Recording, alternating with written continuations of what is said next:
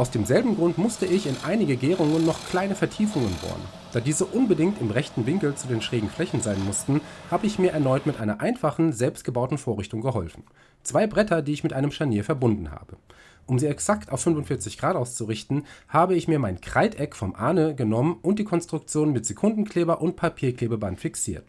Durch das Schleifpapier verrutscht auch nichts und ich kann ganz entspannt und präzise meine Bohrungen setzen.